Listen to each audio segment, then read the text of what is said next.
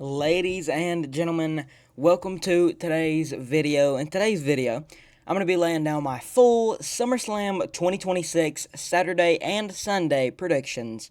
And this is a two-night SummerSlam. It's going to be really fun to see, and we're going to be laying down all our predictions for every single match on the card. So buckle up, and before we get started, hit the subscribe button and like this video because we do daily wrestling content every single day. So hit that follow button and like the video.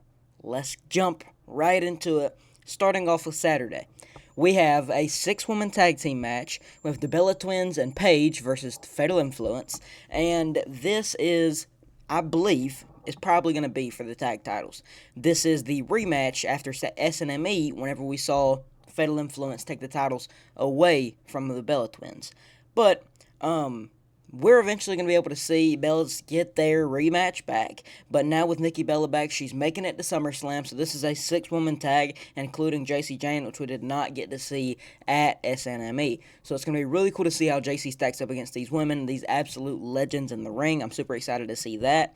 But I think that overall, who do we even have here? I think that the easy answer is obviously going to be the Bellas and Paige.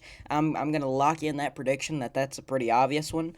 But I wonder how they're going to do it, because I really hope they don't bury JC Jane. She's one of the best, and I think that if they bury her by just having her get straight up pinned, I don't think that'd be cool. I think they should have, like, Nikki Bella pin, like, Laney Reed, and something that doesn't really, like, matter to any of the storylines. I think that would be important, because I think Nikki Bella, I think it's Nikki and Brie going after the tag titles now, and if it is, that'd leave Paige in a bad spot, but I mean, at the end of the day, she came in as a substitute for Nikki, so where did she even have a place to begin with? But, yeah, for this one, I'm definitely going the Bellas and Paige. Next up, we got a 6-man tag team match. So we're starting SummerSlam off with 2 back-to-back 6-man tag matches. Not fond of that at all. I hate that, actually. I think that this men's tag match right here should have definitely been on Sunday, because this right here is not it, fellas. This is not it. But, I mean, you have all the bangers on Saturday anyway. We have LA Knight, Solo Sikoa, and Royce Keys facing Jacob Fatu and the Usos. And this one is a bit tricky, because at the end of the day, you have Roman Reigns facing Seth Rollins in the main event of Sunday. So we clearly see what they're going for here. They're going for the Bloodline to be able to get involved in that match with Rollins and Reigns. But I'm assuming that Knight, Solo, and Royce are going to end up coming to help them. So with that information that I'm gathering there, I'm going to go ahead and say LA, Solo, and Royce pick up the win, because we kind of see this storyline every time of the winners coming to help out, take care of the losers the day after. We've seen that a few times with WrestleManias. So I'm going to go with LA Knight, Solo Sikoa, and Royce Keys. I'm not mad at that decision at all. Then we get to see Gunther versus Nick Aldis. This is Nick Aldis' first time getting in the ring in some time. We know he's wrestled in TNA, and he had a long stretch in TNA. So, he's not new to the ring by any means. But that ring rust is going to be what Gunther is able to attack. So, with that information, there is no chance that Nick Aldis wins. But I mean, this is kind of a goofy match, because we know all how it's going to end. We know that it's just going to be the same storyline that we saw Pat McAfee and Gunther have whenever Pat's just getting some run sometimes and Gunther just squashes him and chokes him out. It's going to be the same exact thing. I just hope that it's a little bit more interesting, because I love the Pat McAfee match personally. I thought the storyline was dumb, obviously, but it was an interesting one, and it was something to remember for sure. So I'm not mad at this match right here being booked, but I do think Gunther will definitely win, and he's not losing to SmackDown GM, and after everything, he's just going to take his anger out on the guy that's hurt him the most. We have a Hell in a Cell match, Obafemi facing Brock Lesnar. This match has really been hyped up. This is the third match of the trilogy, and this is the last match of the trilogy. So whoever wins this goes out the winner of the rivalry. I am super excited for this match. Now, Brock Lesnar has beat people like Undertaker in the Hell in a Cell, while Obafemi has never touched a Hell in a Cell. So, I don't know. I think it's interesting. But if you saw what the WWE did on Monday Night Raw, you saw that Obafemi was the only one in the Hell in a Cell, and they were expecting Brock to come in and get a little face-to-face before SummerSlam, but Brock didn't come in, so it kind of made this feeling that made the fans, like myself, look at this and realize that, hey, Oba might be comfortable in the Hell in a Cell. Oba may look a little bit more comfortable. And I think that's what they were going for. Oba looked a little bit more comfortable in the Hell in a Cell after he got in it, and it just looked like there was some comfort in him, which we saw the same thing with Brock Lesnar the first time he entered. He looked around at the start, and then you saw him take a deep breath, and then he realized that this is what he's going to be doing. So I think that's the same thing Oba will do. He just has that mentality that he can adapt to anything. So I'm super excited to see how he adapts to the Hell in a Cell. But, yeah, super, super cool to see that. I'm excited to see this match. But overall, I got Obafemi. I think that this is Brock Lesnar's send-off. I believe we're in his hometown as well. So I think he will retire here. Even though he didn't retire at WrestleMania, this is the end of the trilogy. So I think he will retire with a guy like Oba retiring him. But like Triple H said, it's up to Brock when he wants to retire. So, I mean, he could go for another 3 years. You really just never know with Brock, because he might come back next month and be full-time again. Brock is an interesting character whenever it comes to showing up on TV, but I am still going to go with Obafemi on this one, and that's just going to be a humongous win for him because he's never touched a Hell in a Cell, and he's going against a veteran in the cage like Brock Lesnar. Then we get a Women's World Championship match between Liv Morgan, the champion, facing Io Sky. This match right here is probably like the top 3 matches I'm excited for SummerSlam. And that reason being because Io Sky is considered the best wrestler in the world right now. She's considered the greatest wrestler right now. And a woman like Liv Morgan, on the other hand, she reached 100 days as champion and has 0 title defenses. So it's going to be sad to see her get the title took off of her by not even having any defenses. That's going to be pretty poor. But I think that's just bad booking by WWE. We know how good of a champion Liv Morgan can be. We saw her hold that exact same championship before, and she did a magnificent job at holding it. So I think that this is completely on WWE for not booking her correctly, because I think you could have had a few defenses against people like Io Sky and stuff like that, but I don't think that they did it right at all, because now we have to see Io just take it off of her at SummerSlam because of a Danhausen curse. And the reason for her not having any title defenses cannot be because of a Danhausen curse, because that happened way after she won the title. So I think from now on, dude, the only way we're going to be able to see title defenses is if we do open challenges. I feel like that's the only way. Either it's a PLE or it's an open challenge. That's the only way we're going to get title defenses in today's WWE. It's actually ridiculous. But unless you're like a top men in WWE, you're not going to be able to get a title defense left and right like how the men are getting. Unless you're like the top dog like Punk and he just waits until a PLE. But that's whenever you're at that point. Liv's at that point. They just don't treat her like it. So it's an interesting subject for sure, because you would love to see a woman like Liv Morgan defend a lot because she's such a good in-ring wrestler. But now she's coming up against the so-called best in-ring wrestler in the world. So you can't really expect her to come out of this one as champion if she hasn't even had any title defenses to get warmed up to being that champion. So, yeah, I definitely have Io Sky on this one. And WWE's pretty much said that it's going to be Io, and they have more faith in Io. So I think that it'll definitely be Io's title here. And in the main event of Saturday, we have CM Punk facing Cody Rhodes for the Undisputed WWE Championship.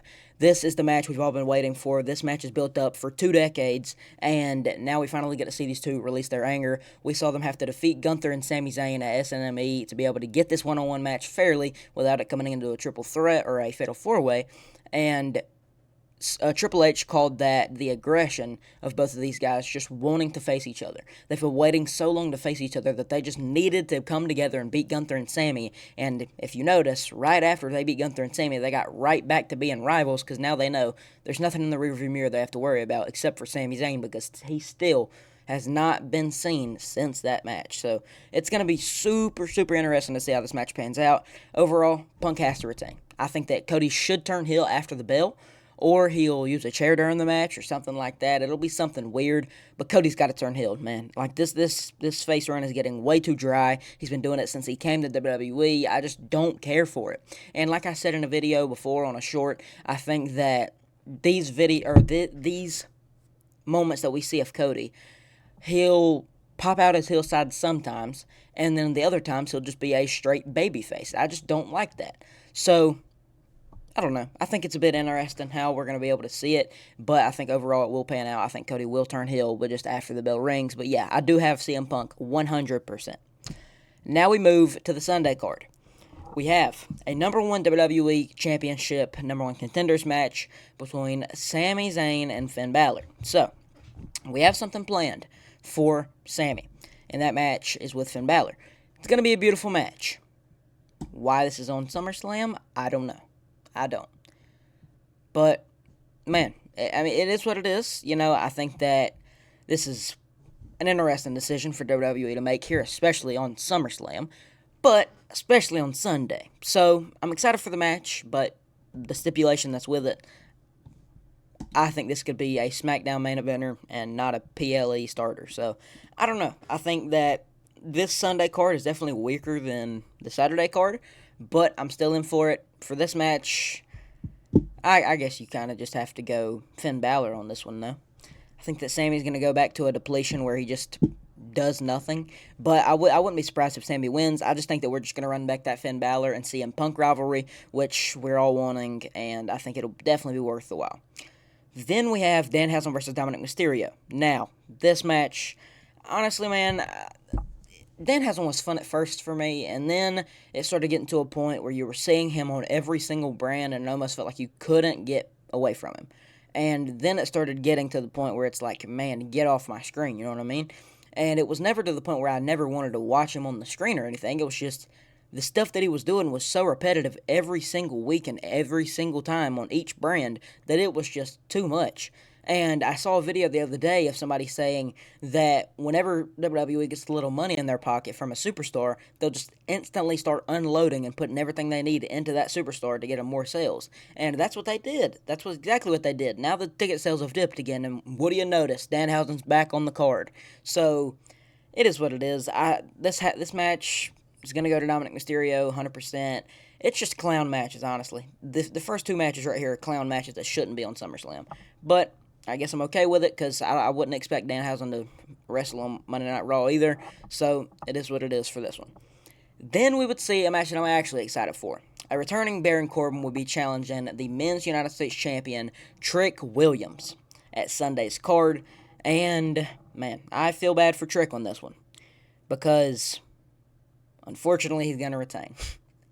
Believe it or not, Trick Williams is going to retain. Now, I know you're looking at me and you're saying, hey, what do you mean Trick Williams is going to retain and Baron Corbin's coming back? He's obviously going to win the championship.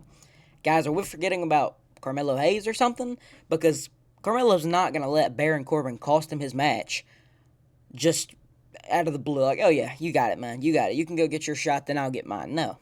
Why would Melo do that? Melo's going to cost Baron the match because he costed him the match, and then we're going to get a whole Triple Threat trilogy. It's going to be a beautiful sequence. We know Melo loves his trilogies, so we're going to be able to see that again with a guy like Baron. It's going to be a beautiful, beautiful time to be a wrestling fan and watch SmackDown, and I think that Melo will cost Baron the title, and it'll be Trick Williams' title walking out of SummerSlam, and we'll be able to see Baron potentially win the title later down the road, but not now. I think that Melo has to put a stop to it, and if they don't, they're just completely giving Baron what he wants, which I think is ridiculous. If WWE forgets about Melo here and just has Baron win the title, I would be super upset because we're all calling for Melo. We've all been calling for Melo for the past couple of months, and WWE has yet to do anything with him.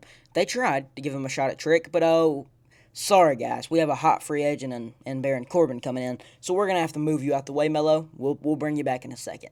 If I was Melo, I'd be furious. I'd make some creative decision to, get something rolling here. I'd probably go up to the guys who are running creative and be like, man, I need a match, man. I need a storyline. I need a match. I was one of the best in NXT. You bring me up, I do nothing. What's with it? You know what I mean? So, I think Melo's costing Baron the title shot here. Then we get Penta defending the Intercontinental Championship against Chad Gable. Guys, we don't even need to say anything. We're in Chad Gable's hometown of Minneapolis, and it is very obviously Chad Gable's match. Penta has not been a good champion, unfortunately, as much as I would have loved to him see and face people like Dragon Lee, Rey Fenix, Sami Zayn, stuff like that. He just didn't get that opportunity to. So I think that this is very obviously Chad Gable's match because WWE clearly doesn't have any plans for Penta. And if Penta keeps the title, I would be pretty upset because there's nothing that he's going to be able to do with the title. So I'm going right over that. We all know Gable's winning the title unless something crazy happens where like El Grande Americano costs him, but I doubt it. Then we get to see a WWE Interim Women's Championship ladder match. And so far, that is including Jade Cargill, Charlotte Flair, Chelsea Green, Tiffany Stratton, and the last one is to be determined. So I'm guessing that will happen on Friday Night SmackDown. On SmackDown, we'll be able to see the last contender come in. I am really, really, really excited for this match. Who do we think out of these 4 women right here, though, could walk out with it? I think the one who stands out the most, in my opinion, would have to be Charlotte Flair. I think that Flair obviously has history with Rhea. We saw them face each other at WrestleMania 39. It was a banger matchup. And, every one of these women have rights to go face Rhea. They all have a storyline that goes with it, but I think Charlotte has the biggest one. Jade obviously has a faction. Jade has already faced Rhea, and Rhea is the one who took the title off Jade. But I think that it doesn't matter which way you put it, Charlotte should win this match every time. Tiffany's a double champ. Chelsea is with Tiffany, and I don't think Chelsea's winning, and because she just has too much confidence going into the match. Jade, I don't expect them to run that back because I don't think that was the best match ever. I didn't really enjoy the rivalry. I did enjoy Jade making her own faction, but I wouldn't like to see Jade get the title away from Rhea again. But then also we got Charlotte Flair, which I think is the best option. She has history with Rhea, and that match was actually good and rated super good on all the reports going around the world. So yeah, I got Charlotte Flair on this one. Then she'll go on to beat Rhea Ripley, in my opinion. And in the main event of Sunday, SummerSlam, not WrestleMania. I wish. World Heavyweight Championship match. Roman Reigns is defending the title against Seth Rollins. Man, this is going to be a heck of a match. Now, WWE can make a lot of mistakes in this match, but they can also do a lot of great things. Now, starting off with the mistakes, they could have Rollins come out in a Shield vest again and walk out from the crowd and do the same mind games that he did at the Royal Rumble 2022. It wouldn't work. It would be stale from the last time we saw it, and it would just be fans that are excited blocking out what they remember. I don't think they should do that at all. I think instead they should have Rollins clearly come out and go to work. You know what I mean? He's talked such a big game going into this match. He shouldn't need any more mind games. And he's gotten to Roman Reigns' head so much. Like I said, he's in Roman Reigns' head more than ever. So I think that if there's going to be one time that Rollins beats Reigns, it's going to be now, and it's for something that means something in the championship here. So I'm super excited to see if Rollins can get the job done. I personally think no. I don't think he can. I think that it's going to be a tough break for Rollins to lose this match, but I think that there's still so much more for Roman to do, especially after Oba beats Brock. Oba's going to be coming after the title, and Roman's going to be the one holding it. It's going to be a beautiful sight to see, seeing Oba and Roman go face-to-face. So, yeah, I definitely got Roman in the main event of SummerSlam. But, ladies and gentlemen, let me know down below which SummerSlam match you're most excited for, and also what you think about my predictions. Do you think I got them wrong, right? Let me know down below, and I'll see y'all boys in the next one. Deuces.